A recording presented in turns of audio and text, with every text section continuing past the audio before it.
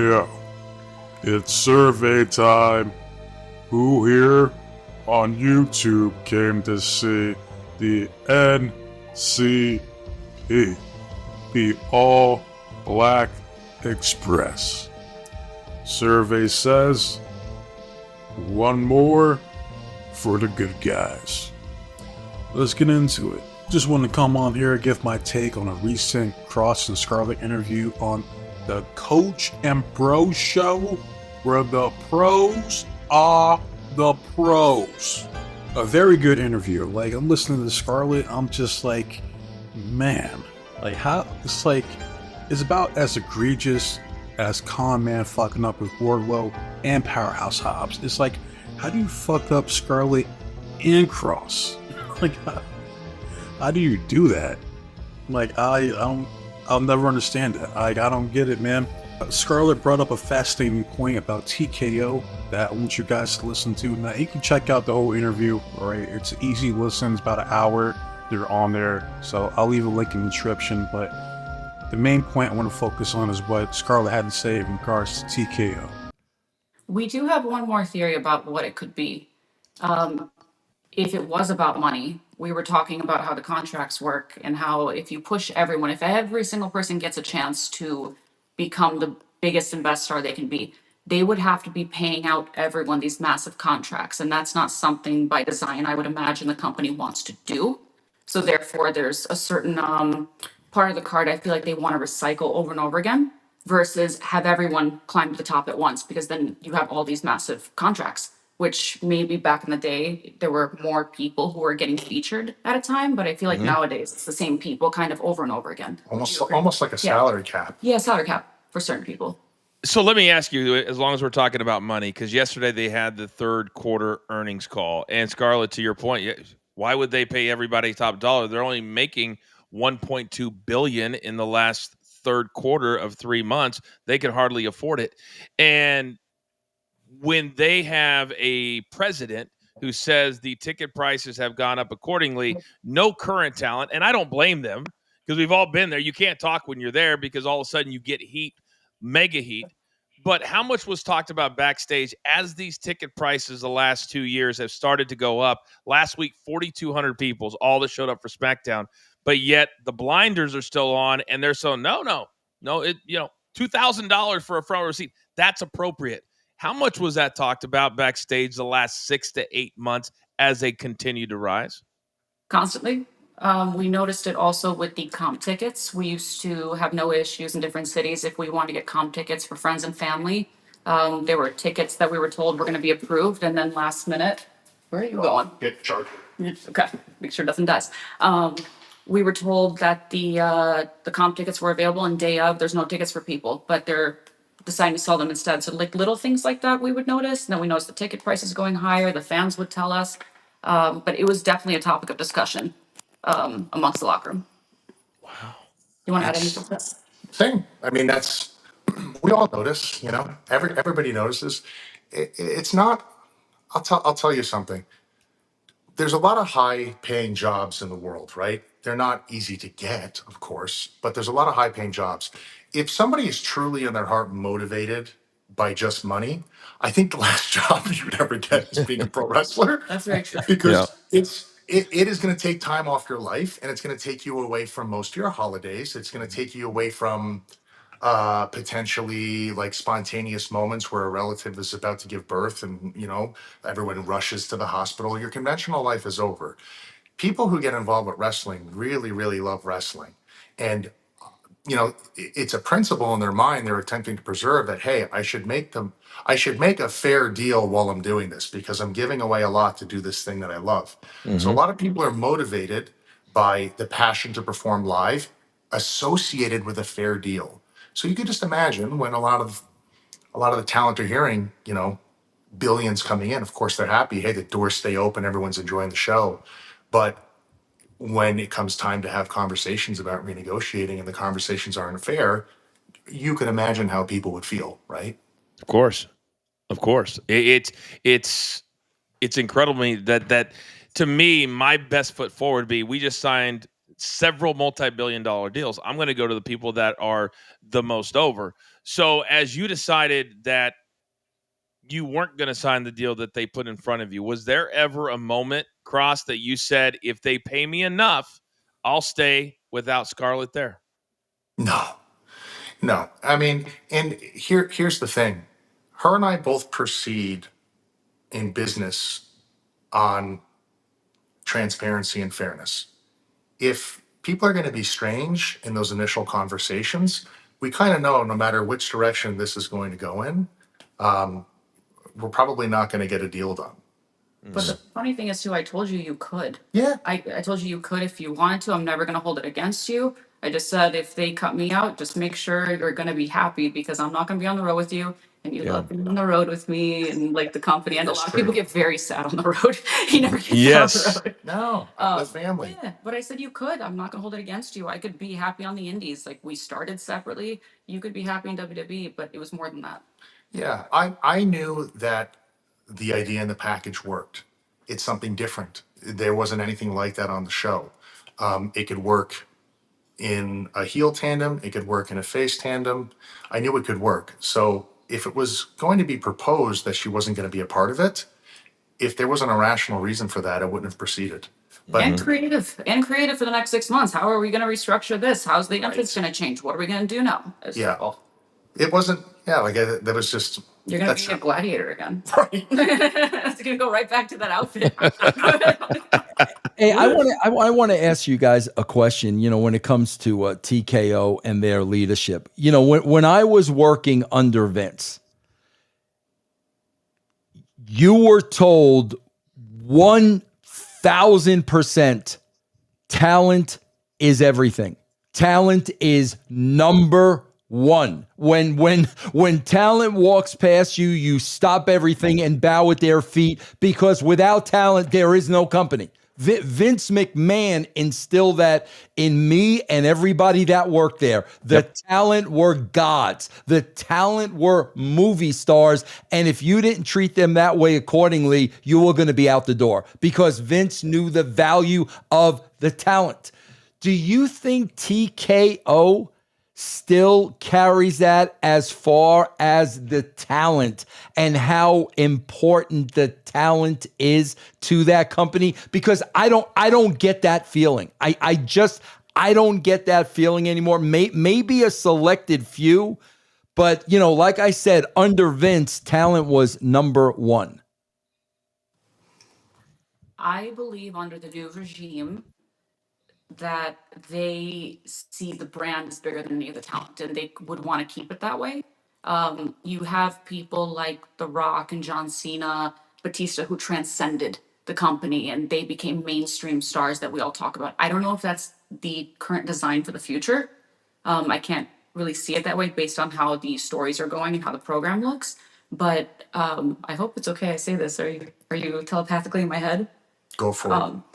I'm seeing it more like a UFC structure, kind of the way you have Dana White as the main person that you see. Like the fighters are changeable, but there's always gonna be Dana White or the Triple H. That's how I'm kind of seeing how everything's changing. And My she's not saying anything that people aren't already talking about and thinking.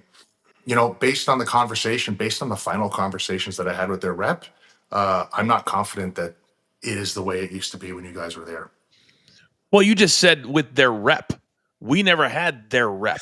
Right. The rep was JR. The rep was the talent of it. The rep was Kevin Dunn. So to me, that's a space that was never there back then. Yeah. And if you would have had an issue, you could have walked right into Vince's office and hashed it out. And he would have been fair with you. I believe, Vince, don't you?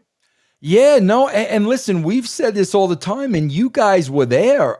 I just get the feeling that NXT is a factory.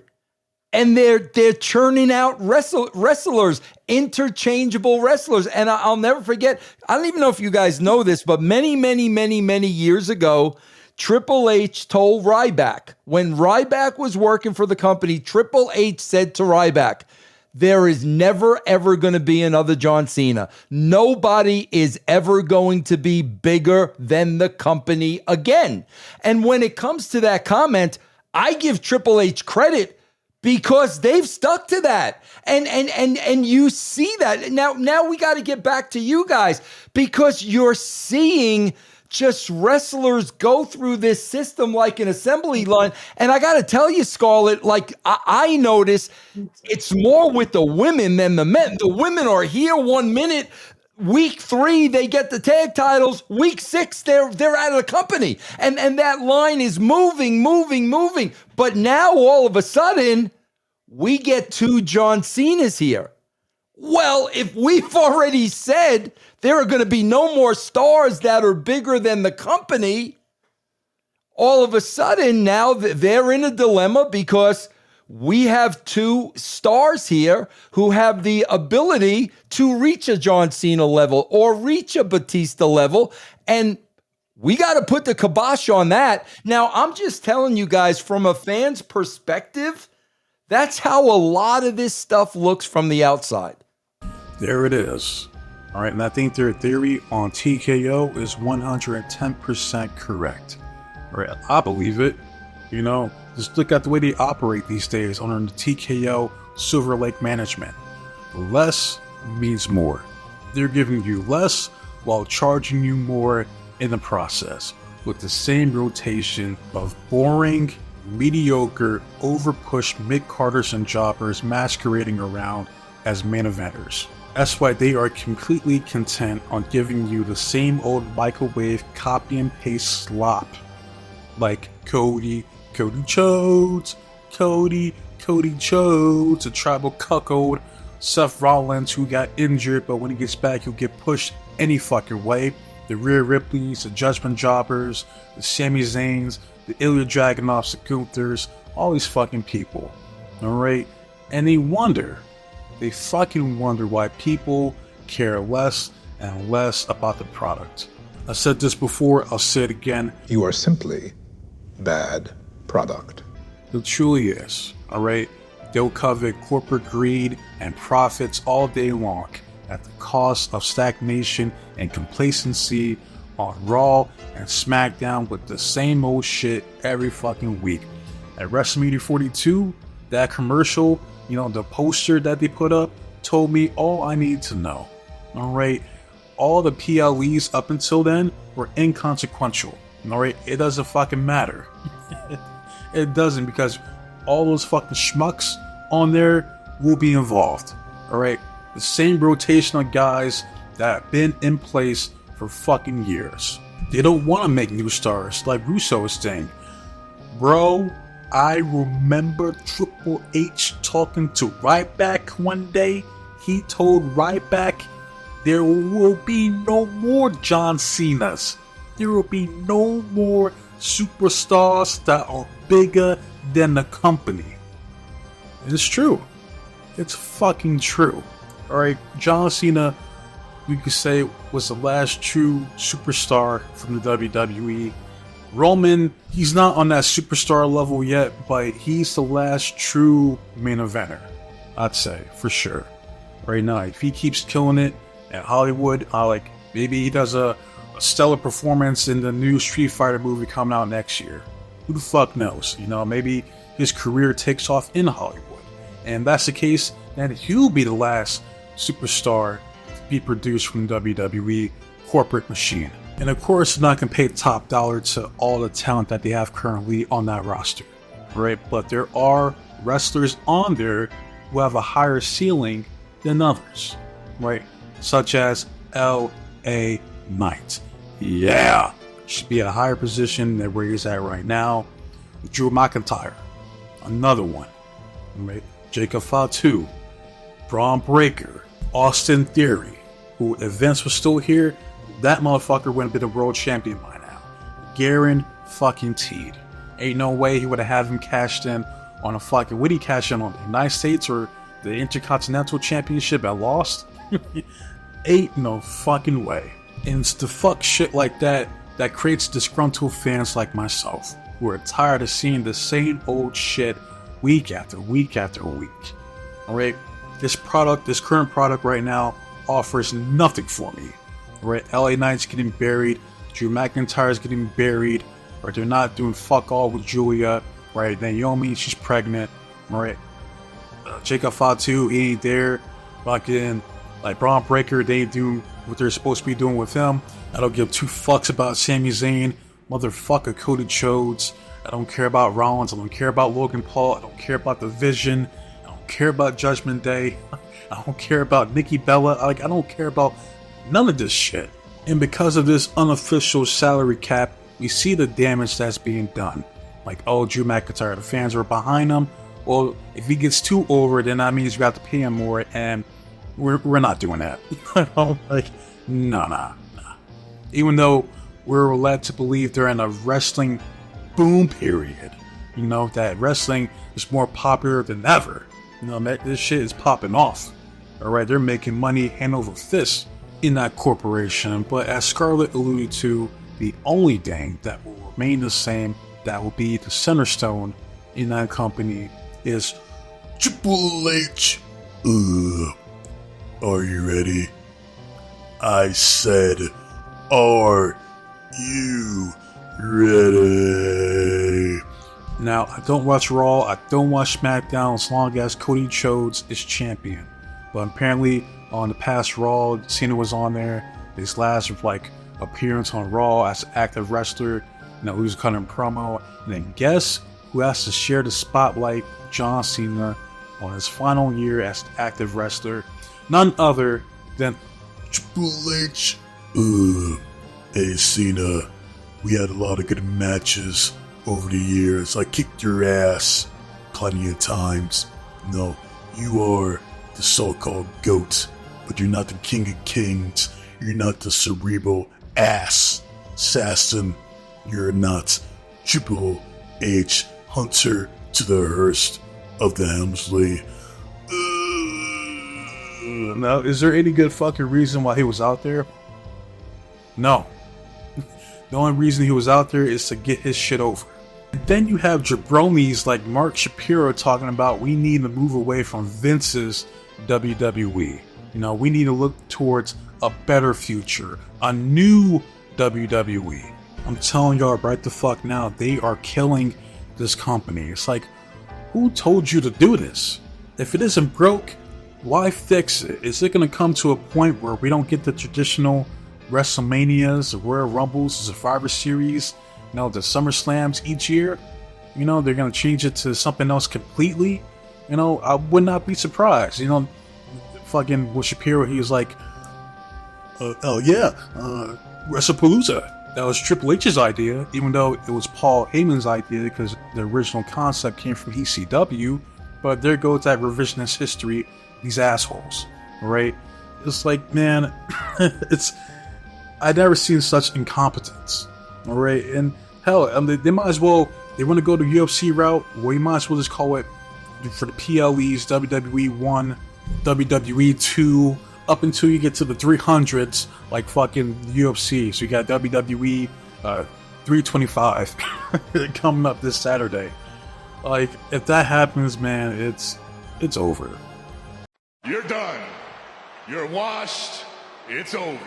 And you have no one to blame but yourselves.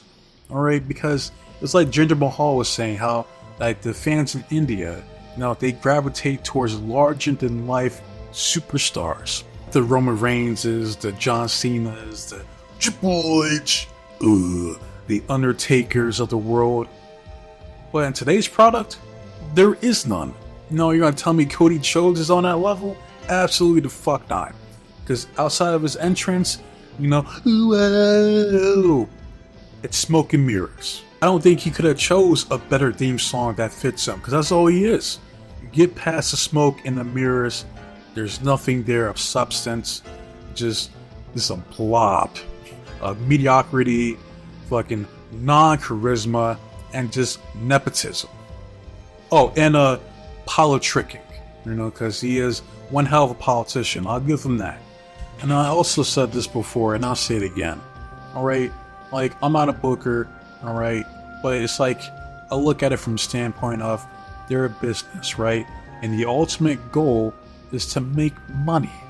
So you're telling me, like, they didn't want to make money with Kross Scarlett for whatever petty-ass reason? Makes no sense to me.